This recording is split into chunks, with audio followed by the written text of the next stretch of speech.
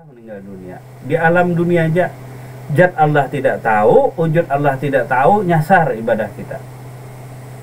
Artinya di dunia saja kita hidup, kita tidak tahu wujud Allah, tidak tahu zat Allah, lalu kemana kita mencari akan pemilik wujud, akan pemilik zat. Zatnya tidak tahu, wujudnya tidak tahu. Jadi zat Allah sudah tidak tahu, tidak melihat, tidak menyaksikan zat Allah, tidak mengenal zat Allah. Dan yang kedua, tidak mengenal wujud Allah Subhanahu wa ta'ala. Ini sesat yang nyata bagi kita. Nah, ini yang sesat tadi. Nah, ini kalau bahasa Arab ini jurang kafir, ya kada tahu nih. Kada tahu di zat Allah, kada tahu di wujud Allah. Nah, inilah diri kita yang kafir, terdinding, tertutup diri kita menyaksikan zat Allah dan wujud Allah, lalu disebutlah diri kita kafir. Karena tertutup diri kita. Jadi kitab nukilan ini sama saja, ini diambil daripada kitab yang terdahulu. Jadi beberapa generasi cuma dicetak ulang. Ada yang tulisan tangan, ada pula yang diketik tadi.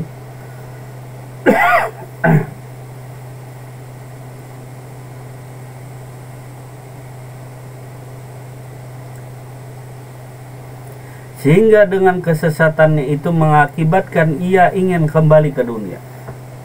Jadi di akhirat tadi sesat sudah, kada tahu di alam akhirat mana. Kada tahu di alam negeri akhirat, kada tahu di wujud Allah, kada tahu di zat Allah, lalu nyasar kemana-mana, ke situ kemari mencari, lalu hendak kembali ke dunia. Hendak kembali ke dunia, jasad sudah hancur, dari tanah kembali ke tanah, lalu kemana? Nah, karena kada mengenal zat Allah hancur pasti, kada mengenal wujud Allah pasti hancur batang tubuh kita. Jadi bila kita kada kenal dengan zat Allah, dengan wujud Allah, hancur batang tubuh kita. Dan keadaan roh kita, keadaan diri kita gentayangan jadinya. Karena tak tahu dengan wujud, tak tahu dengan zat Allah. Sehingga perjalanan ke alam akhirat nyasar. Kemana berjalan ke alam akhirat? Zat Allah tidak tahu, alam akhirat tidak tahu. Nah, alam tadi, semua alam itu semuanya terhimpun kepada wujud Allah. Alam malakut, alam jabarut, alam insan, apalagi alam nasut dan lain sebagainya, semuanya terhimpun kepada wujud Allah. Alam ajasam, alam malakut, alam jabarut, alam nasut, semuanya alam itu termasuk alam manusia, alam jin. Semua alam itu kumpulannya terhimpun disebut wujud Allah. Tanpa mengenal wujud Allah, nyasar kita bila meninggal dunia. Terima aja nyasar. Terima nyasar kita tadi perjalanan. Lalu sesat, dinamakan sesat. Nah, kalau di dunia tak mengenal wujud Allah, tak mengenal zat Allah, itu di dunia. Dan kehidupan di akhirat tentu lebih lama lagi, karena kehidupan di akhirat kekal abadi. Nah, makin lama sesatnya pun makin bertambah sesat. Akhirnya apa? Lalu mereka yang tidak mengenali zat Allah dan alam akhirat lalu hendak kembali ke dunia. Kembali ke dunia, pas kembali ke dunia wujud tak ada. Karena yang hidup di dunia ini kan dengan wujud, zat dengan wujud. Kedua-duanya ada zatnya, ada wujudnya, ada asmanya, ada af'alnya. Kalau manusia cuma tinggal nama, bisalah lagi. Nama aja tanpa wujud bisalah, wujudnya sudah hancur. Zat tidak tahu di zat Allah. Nah, bagaimana af'al itu bisa nampak bila wujudnya tak ada? Bisa lah lagi af'al tadi, perbuatan itu ketika wujudnya sudah tak ada. Karena wujud ini kenyataan zat, kenyataan sifat, kenyataan af'al. Jadi wujud ini kenyataan zat, sifat, asma, af'al tadi nampak kepada wujud. Kalau wujudnya saja tidak ada dan wujudnya tidak dikenali, nyasar. Nah, lalu disebutlah mereka tadi, nah orang yang tersesat, nih tersesat. Jadi bila di dunia sesat, di akhirat sesat. Jadi bila kita meninggal dunia, sesat mencari alam akhirat, mencari zat Allah tak ketemu-ketemu, lalu balik ke dunia. Setelah balik ke dunia, jasadnya sudah dimakan cacing, habis, terurai, nah, dimakan. Terurai sudah jasadnya, habis, tinggal tulang. Bisakah lagi? Nah, tentu tak bisa lagi. Tentu orang yang hidup di dunia dengan jasad, dengan wujud jahir tadi.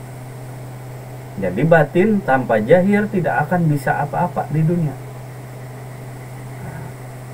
Jadi batin tanpa jahir, roh tanpa jasmani tidak akan bisa apa-apa. Jasmani tanpa rohani sama saja.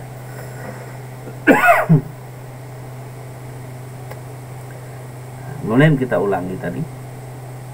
Sehingga dengan kesesatannya itu mengakibatkan ia ingin kembali ke alam dunia. Tetapi apa mau dikata, wadahnya telah hancur yang berada di bumi. Akhirnya ia pun tersesat memasuki badan wadah jasmani orang lain. Nah, jadi mereka yang dimasuki roh orang lain yang tersesat itu tadi mengakibatkan orang tersebut berubah menjadi setan ataupun jadi jin dan lain-lainnya. Sekiranya jika roh memasuki itu ialah masih dalam keadaan hidup, tetapi ilmunya itu sesat pada orang itu juga, maka hal demikian mengakibatkan pula orang tersebut menjadi lupa ingatan ataupun disebut gila. Nah, jadi kalau roh yang tadi, yang tersesat, yang tidak tahu alam akhirat, yang tidak tahu wujud Allah, yang tidak mengenal zat Allah tadi, lalu mereka berpikiran kembali ke dunia tadi, sedangkan wujudnya, wadah wujudnya, artinya jasmaninya tadi rusak, terurai, sudah hancur, maka dia akan memasuki wadah orang lain atau jasmani orang lain. Sehingga ada pula disebut dengan kesurupan, kesurupan setan dan lain sebagainya. Karena roh orang yang tersesat tadi. Nah, ini ada istilah yang disebut roh gentayangan.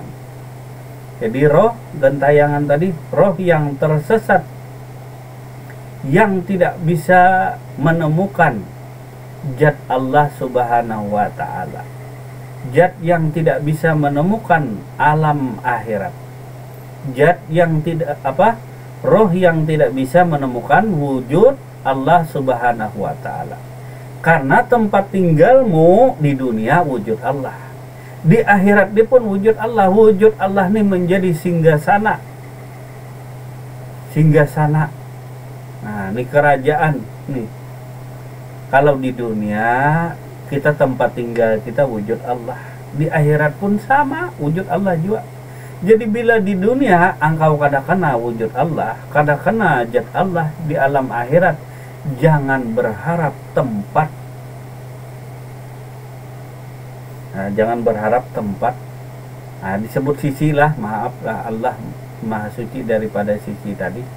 Artinya engkau tidak akan menemukan tempatmu di negeri akhirat. Kada ada tempat bagi diri. Kada ada tempat, kada ada wadah, kada ada rumah. Nah, jadi kalau siapa-siapa yang hancur wujudnya di dunia, nah, kada kenal di dunia tadi dengan wujudnya Allah.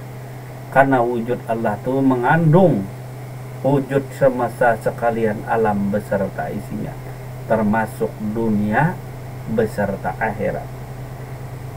Itu wujud Allah. Wujud Allah itu mengandung daripada dunia dan akhiratnya, wujud Allah. Jadi daripada wujud Allah ini tempat tinggal kita, tempat bernaung kita, tempat berteduh kita. Tanpa wujud Allah tak adalah alam semesta beserta isinya.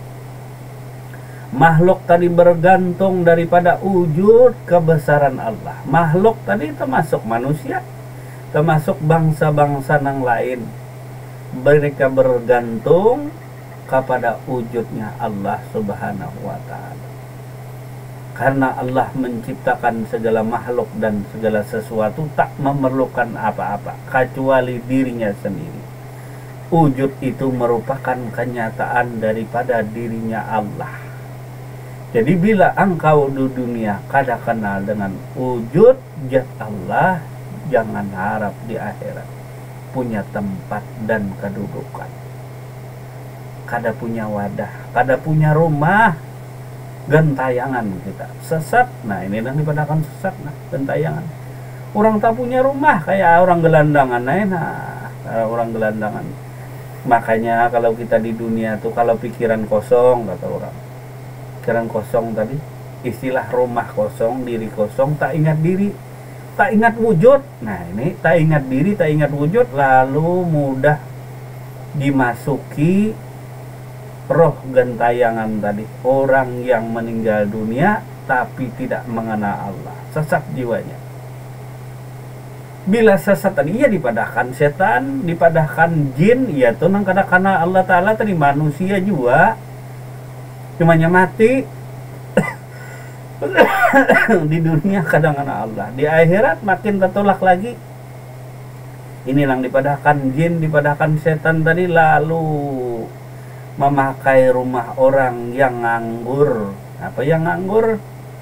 Nah, yang tidak ingat diri, yang lupa diri, lalu dimasukinya tadi. Nah, lalu dimasuki karena allazi yuwaswisu fi sudurin nas. Nah, setan bersembunyi di rongga dada. Nah, jauh juga setannya tadi. Nah, sesat di alam.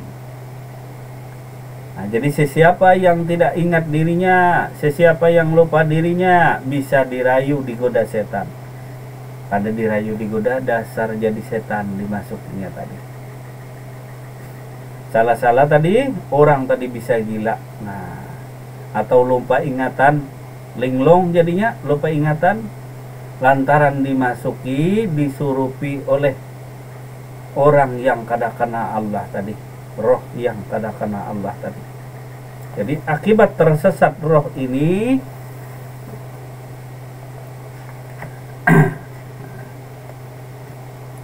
sekiranya jika roh memasuki ia masih dalam keadaan hidup, jadi roh yang dimasuki tadi roh orang dalam keadaan masih hidup, tetapi ilmunya itu sesat,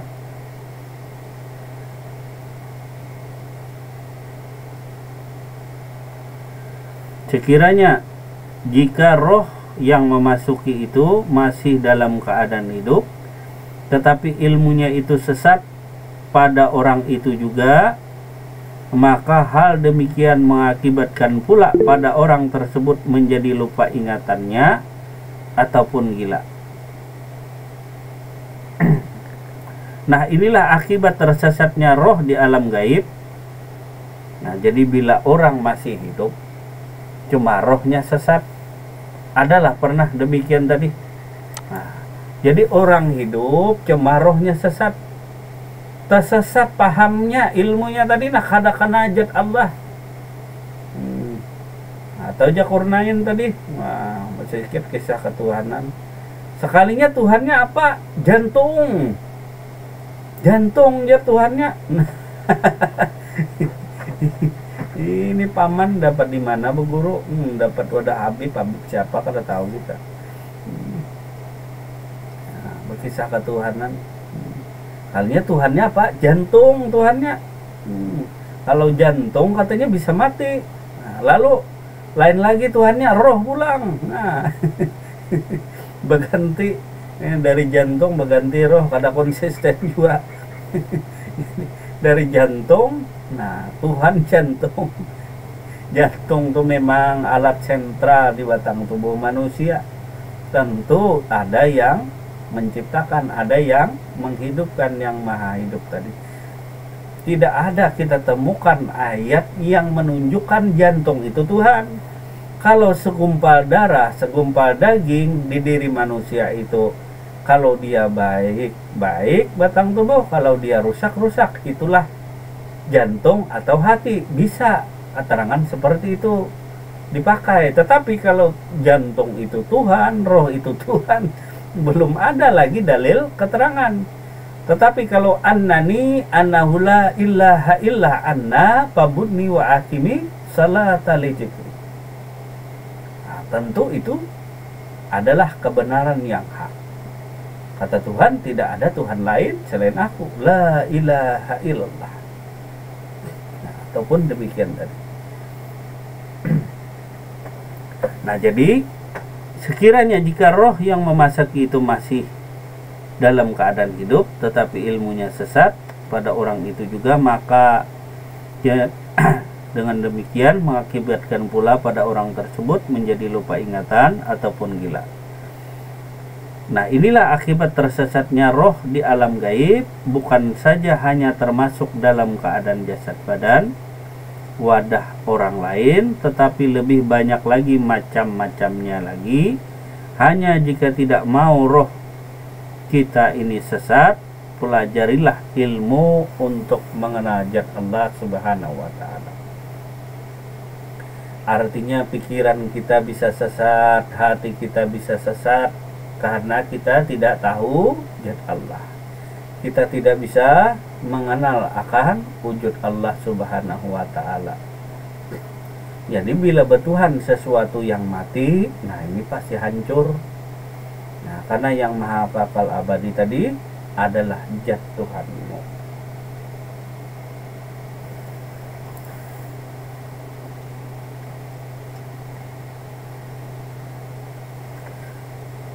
Adapun makna zat Allah Subhanahu wa taala pada diri manusia.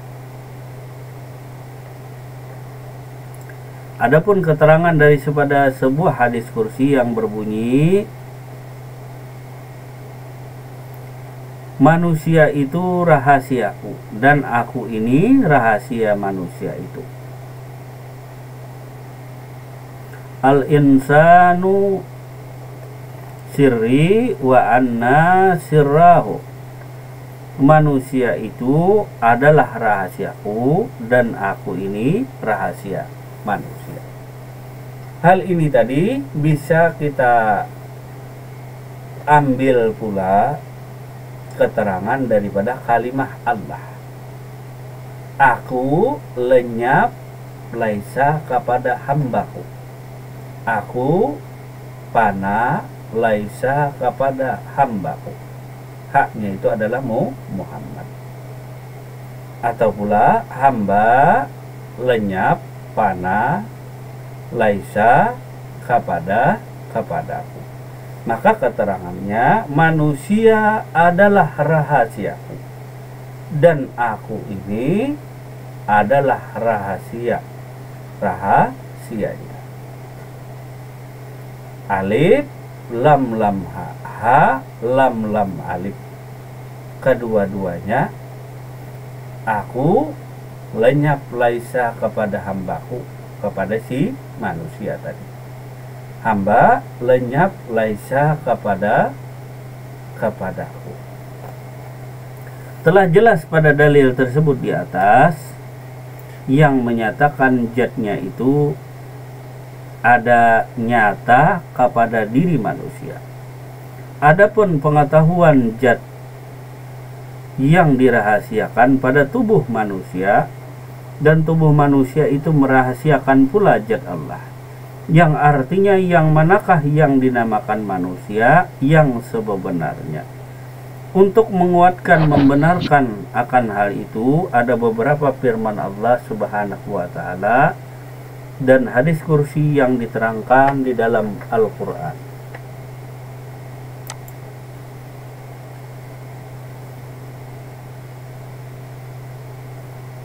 Yang pertama adalah surah Al-Hadid ayat 4.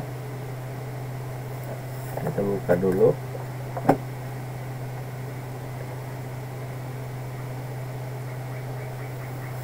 Surah Al-Hadid ayat 4.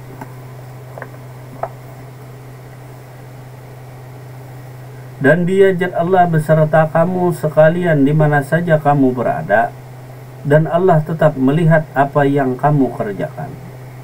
Kita buka coba di Al-Qur'annya. Dialah yang menciptakan langit dan bumi dalam 6 hari. Dari hari-hari dunia, mulai dari Ahad hingga hari Jumat. Jadi dimulai dari hari Ahad sampai hari Jumat. Kemudian Dia bersemayam di aras, di atas aras. Jadi atas aras itu singgasana kekuasaan Allah, singgasana keagungan dan kebesaran Allah. Di atas kursi kekuasaan bersemayam yang patut baginya. Dia mengetahui apa yang masuk ke dalam bumi, seperti hujan dan orang-orang yang meninggal yang dikubur di dalam tanah, dan apa yang keluar di dalamnya, seperti tumbuh-tumbuhan, barang-barang tambang, apa yang turun dari langit, seperti rahmat dan ajab Allah, dan apa yang naik ke sana, seperti amalan-amalan baik dan buruk. Dan bersama kamu, dan Dia bersama kamu dengan ilmunya. Ini tafsirlah, tafsir Ajalalai. Di mana saja kamu berada, dan Allah melihat apa yang kamu kerjakan. Dan Dia bersama kamu di mana saja kamu berada, dan Allah Maha melihat apa yang kamu kerjakan. Jadi keterangannya Dia bersama kamu. Kalau zat tadi, ini zat kan, zat tadi di luar zat Allah, di dalam tubuh zat Allah, tubuh kita sendiri zat Allah. Jadi zat Allah ini di mana saja kita berada, tentu zat Allah bersama diri kita. Mau ke Banjarmasin kah, ke Arab Saudi kah, kemana saja kita berangkat, zat Allah ini selalu beserta kita. Jadi wujud dan zat ini tidak bercerai, sifat dan zat tidak bercerai. Jadi bila ada wujudnya, tentu zatnya ada. Bila sifatnya melihat, ada pula zatnya. Melihat tadi sifatnya, tentu dengan zatnya. Wujud berdiri, tentu dengan zatnya. Ketika berjalan, wujud dengan zatnya pula. Jadi tidak bercerai antara wujud Allah dan zat Allah. Coba kita perhatikan, wujud Allah tadi adalah semesta sekalian alam. Dalam bahasa ketuhanan, Allah punya wujud. Di alam kehambaan, Muhammad punya diri. Di alam insan manusia, manusia punya batang tubuh, tubuh lahir, tubuh batin. Tubuh lahir, tubuh batin inilah kenyataan daripada wujud zat Allah. Wujudnya, ini zatnya tadi. Nah, jadi yang dinamakan kamu, diri lahir, diri batin, jasmani dan rohani, ini kamu. Zatnya mana? Nih zatnya di luar, yang jadi nafas keluar masuk nih zat Allah.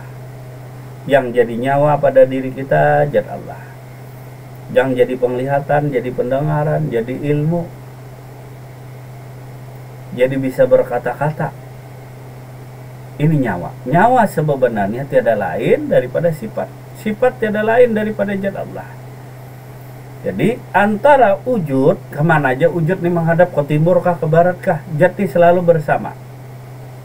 Supaya tidak ada terdinding lagi, tidak ada terhijab lagi kita dengan pikiran-pikiran atau menerawang-nerawang, mesangka-sangka. Ini zat Allah, keluar masuk, keluar masuk. Ya tentu beserta kita, dimanapun keadaan apapun, kapanpun, dimanapun. Antara wujud dan zat tidak bercerai, tidak berpisah. Tapi ingat, bila tidak tahu wujud Allah, tidak tahu zat Allah, ya sesat tadi di dunia dan di akhirat. Di akhirat makin parah sesatnya. maka tidak ada tempat bagimu di hadratullah. Jadi gentayangan lain lagi nah. Ya kapas nawi di dunia aja kada punya rumah kita gentayangan ke sana kemari. Nah, apalagi di negeri akhirat nang kekal abadi itu, nang sekian lama tinggal di negeri. Kita tak kena hajat Allah, tak kena wujud Allah. Maka dari ayat ini tadi, surah Al-Hadid ayat 4 tadi menunjukkan bahwa dia bersama kamu. Jadi Allah tadi apa? Zat, sifat, asma, af'al. Bila ada kamu, ada zat, ada sifat, ada asma, ada af'al. Nang kita bicarakan malam hari ini zatnya bukan sifat, bukan asma, bukan af'al, tetapi yang kita bicarakan malam hari ini fokusnya kepada zat.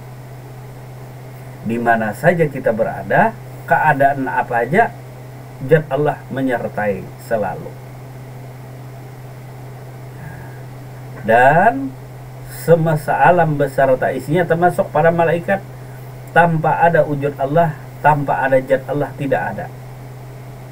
Nah, jadi alam malakut, alam jabarut semuanya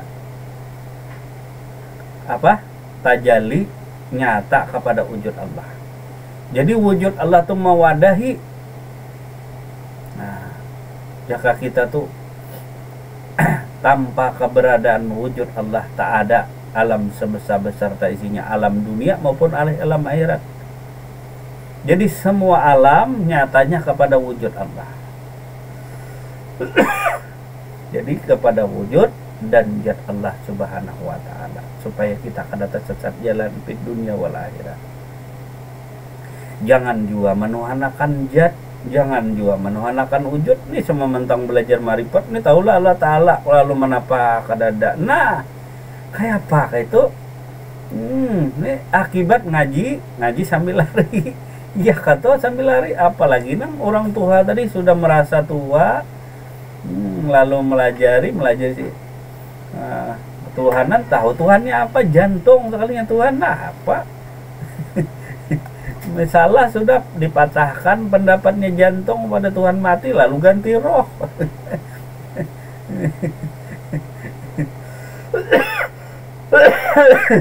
Memang dalil Allah ruhun Muhammad jasad, dan roh itu berasal dari Allah. Roh itu bukan Allah Ta'ala, cuma tidak lain daripada Allah.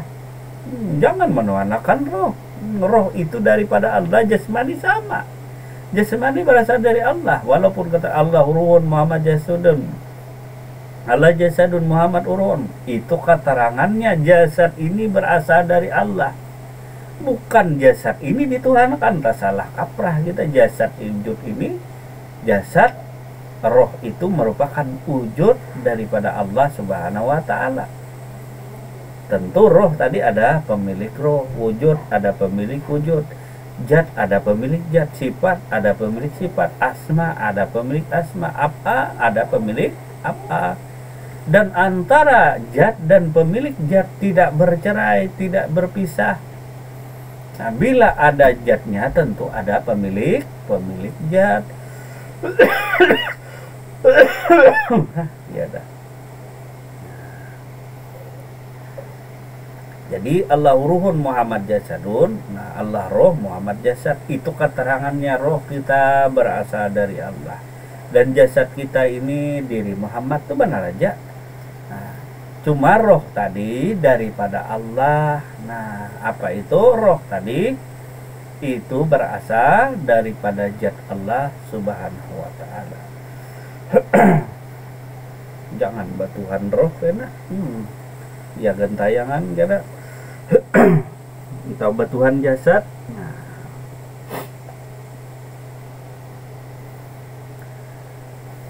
jadi surah Al-Hadid ayat 4 tadi adalah hikmahnya, dia bersama kamu di mana saja kamu berada, dan Allah maha melihat apa yang kamu kerjakan. Yang melihat tuh sifat Allah. Nah, yang melihat sifat Allah, yang dilihatnya apa? Wujudnya juga. Alam semesta beserta isinya ini wujud Allah. Yang melihat tadi adalah sifatnya juga. Jadi bila melihat nyata kepada diri itu, ada sifat melihat pada diri itu, nah sifat Allah Subhanahu wa taala, sifat melihat. Kita itu hanyalah sebagai mazhar, sebagai sandaran kenyataan daripada mazhar wujud Allah, kenyataan Allah. Nah, jadi nyatanya Allah ya diri kita. Nah, kemudian ketika nyata yang ada nih wujud Allah, wujud daripada zat Allah, mana wujud hamba? Ada. Kalau wujud hamba, sudahlah praktek yang tadi jam berapa? Jam 12. Nah, lalu bertemu antara wujud hamba dengan wujud Allah nih berjumpa lalu esa tadi tunggal berjumpa. Bilanya satu tuh esa, bilanya dua, nah itu bukan esa namanya. Jadi perjumpaan antara wujud si hamba dengan wujud si Tuhan. Karena si hamba itu benar-benar dia buta tuli, tidak melihat, tidak mendengar. Itu disebut hamba. Lalu disebut hamba yang bertakwa. Nah, hamba yang bertakwa tadi. Lalu hamba yang bertakwa tadi bertemu dengan wujud Tuhannya. Nah, dirimu tadi adalah wujud kenyataan Tuhan. Jadi ada wujudnya, ada zatnya Allah Subhanahu wa ta'ala.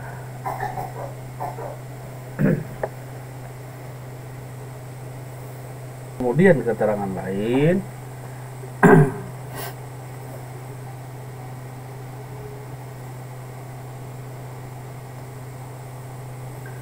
keterangan lain adalah surah Al-Waqiah surat 56 ayat 85.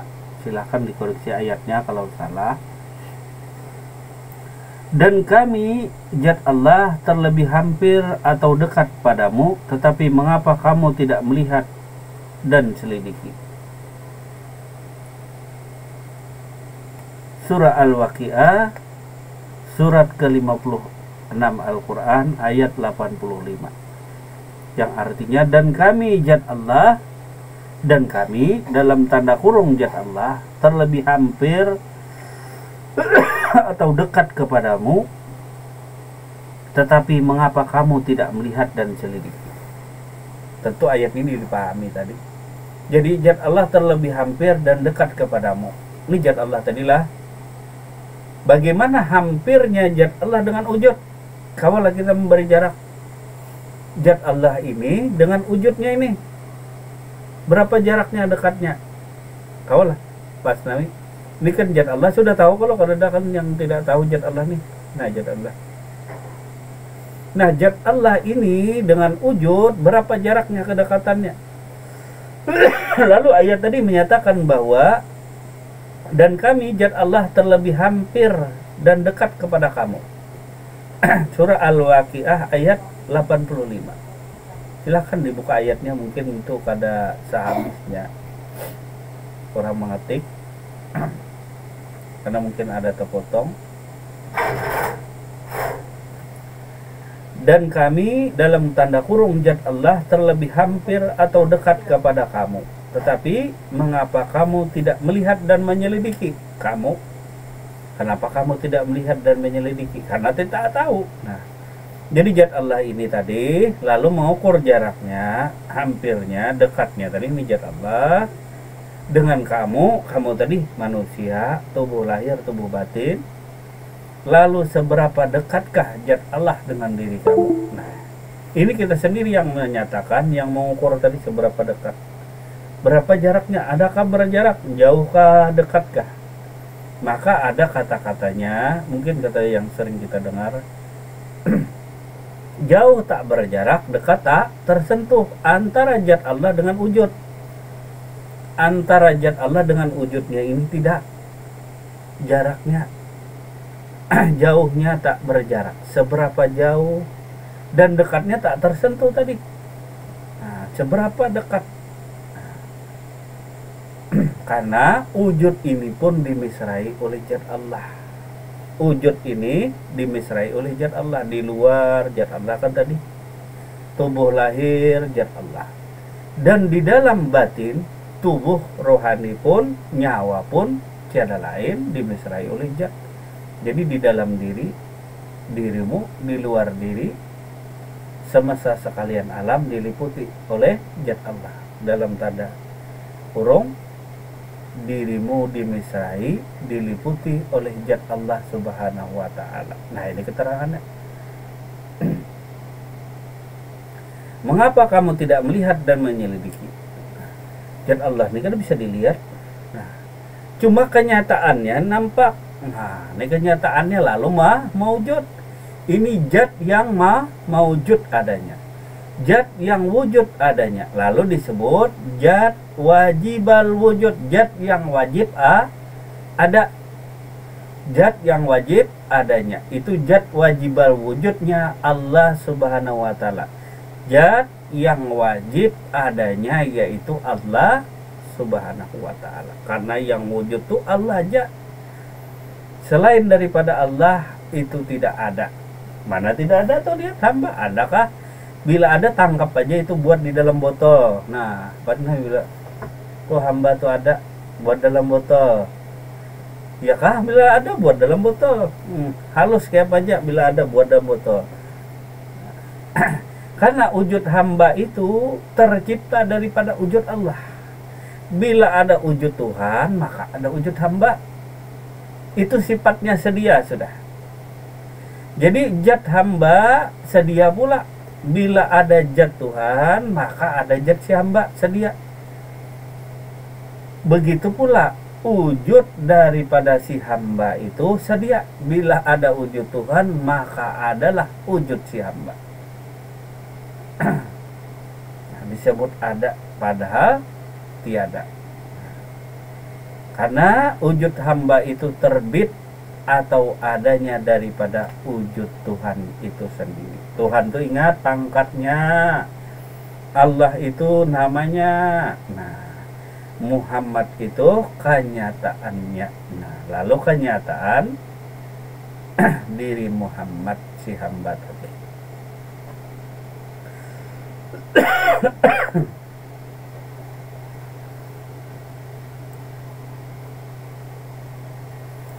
Jadi surah Al-Waqiah ayat 85 yang artinya tadi, dan kami zat Allah lebih hampir dan dekat kepadamu. Kada hampir lagi dasar tidak ada jaraknya lagi. Nah, terlebih hampir. Nah, kata-katanya mungkin terlebih hampir atau dekat kepadamu, tetapi mengapa kamu tidak melihat dan selidiki? Dengan upaya dalil tersebut di atas tadi menguatkan pula bahwa zat Allah itu dekat. Artinya kata daripada maksud itu tiada jauh dan tiada dekat daripada diri manusia itu sendiri. Nah, jadi kata-katanya maksud daripada kata zat Allah tadi itu dekat, artinya tidak jauh. Kalau dekat itu berarti tidak jauh dan tiada dekat daripada diri manusia itu sendiri. Jadi jauh tidak berjarak, dekat tak tersentuh. Karena saking dekatnya. Jadi kita tidak membicarakan hal demikian tadi, jauhnya kah, dekatnya kah. Yang penting tahu zatnya, yang penting tahu wujudnya, supaya kada sesat di alam dunia ini tadi. Apalagi tersesat di alam akhirat. Minta tolong lan siapa lagi tadi? Nah, jadi di dunia kita dapat mengenal zat Allah, dapat melihat wujud Allah, di alam akhirat pun sama. Karena wujud Allah inilah menjadi singgasana tempat tinggal kita. Di dunia wujud Allah menjadi tempat tinggal kita. Kita hidup dengan wujud Allah. Kita hidup dengan zat Allah. Begitu pula di akhirat. Kita hidup kekal abadi dengan zat Allah. Dengan wujudnya Allah Subhanahu wa ta'ala. Jadi fid dunya wal akhirah. Dengan adanya zat Allah, dengan adanya wujud Allah, kita bisa hidup kekal abadi di negeri akhirat. ketenangan, kedamaian akan ditemukan oleh diri orang yang ma'rifatullah, yang mengenal Allah subhanahu wa ta'ala. Yang dikenakan oleh diri manusia tadi, dia bisa hidup sampai sekarang di dunia wal akhirah karena adanya zat Allah, sifat Allah, asma Allah, dan afal Allah subhanahu wa ta'ala.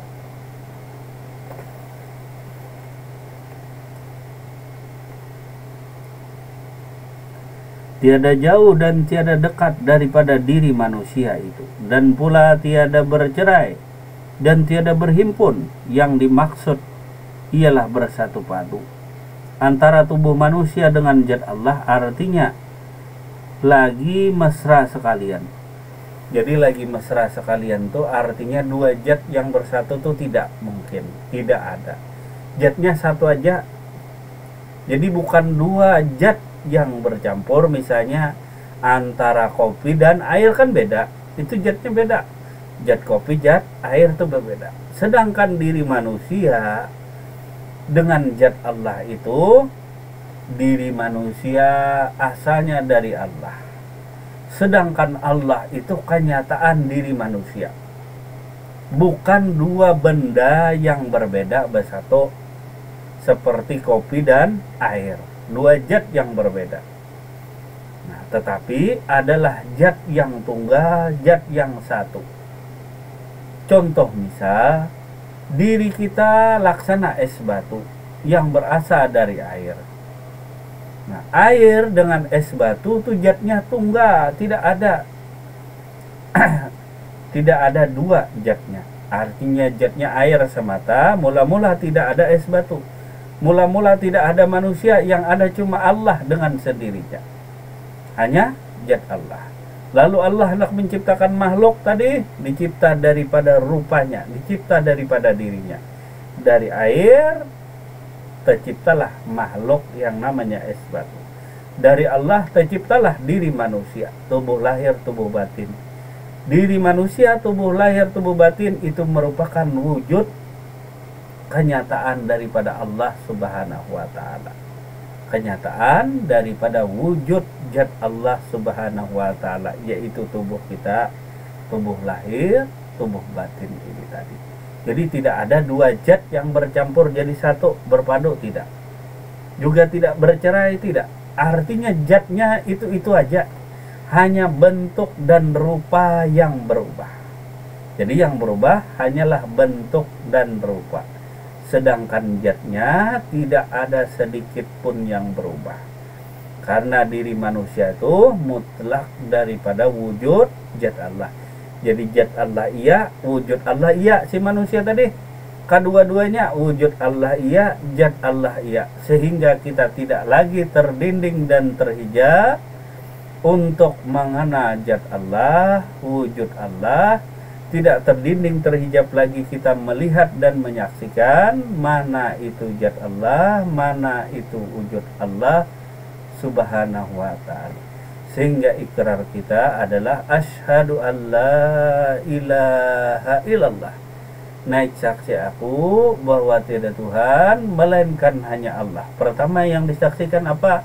Wujud Allah, zat Allah. Khususnya malam hari ini yang kita lihat dan saksikan, yang kita kenali adalah wujud zat Allah subhanahu wa ta'ala. Antara tubuh manusia dengan zat Allah artinya lagi mesra. Arti mesra itu tidak lain. Nah, jadi arti mesra itulah tidak lain tubuh manusia itu daripada zat Allah. Zat Allah menjadi nyata kepada tubuh manusia. Jadi tubuh manusia itu dimesrai oleh Allah. Dimesrai itu tidak lain daripada zat Allah subhanahu wa ta'ala. Nah, sekiranya dulu malam hari ini kita cukupkan sampai di sini dulu. Insyaallah kita lanjut ayat yang berikutnya. Surah Al-Qaf surah 50 ayat ke-16. Insyaallah kita lanjut malam Selasa yang akan datang. Nah, juga nanti dikutip daripada kitab lain, kitab Adarun Nafis tentang perkara jad. Mungkin kita bicarakan jad ini banyak. Nah, perihalnya insyaallah nanti kita gabungkan dengan kitab Adarun Nafis tentang perkara tauhidul jad. Ini pula tadi malam hari ini dua kitab yang sudah disalin tentang perkara jad juga. Nah, namun nanti mungkin ada perbedaan sedikit tentang penjabarannya, baik Adarun Nafis maupun yang kitab kita bacakan tadi malam hari ini. Dan kita garis bawahi malam hari ini, malam minggu yang akan datang, surah Al-Kahf ayat 16. Nah, jadi surah Al-Kahf ayat 16. Dan sesungguhnya kami telah menciptakan manusia dan mengetahui apa yang dibisikkan oleh hatinya, dan kami lebih dekat kepadanya daripada urat lehernya. Surah Al-Kahf ayat 14. Sekian dulu pengajian kita malam hari ini. Terima kasih atas segala perhatian Bapak Ibu sekalian. Kita mohon maaf bila terdapat kesalahan dan kehilapan, baik penyampaian materi yang keliru atau salah. Silahkan dibuang saja kalau ada yang salah, ataupun ayat yang kurang tepat silahkan diperbaiki. Kalau ada dalam penyampaian baik Al-Quran firman Allah maupun dalam hadis-hadisnya yang kita sampaikan ada keliru, kita mohon maaf yang sebesar-besarnya. Dan terima kasih atas segala bantuan Bapak Ibu selama ini. Semoga kita bisa istiqomah di jalan Allah Subhanahu wa Ta'ala. Semoga kita tidak tersesat tadi. Nah, artinya benar-benar melihat, menyaksikan zat Allah dan wujud Allah Subhanahu wa Ta'ala sesuai dengan isi pengajian kita malam hari ini. Kiranya atas salah dan hilaf mohon maaf yang sebesar-besarnya. Wabillahi taufiq wa hidayah. Wassalamualaikum warahmatullahi wabarakatuh. Waalaikumsalam warahmatullahi wabarakatuh.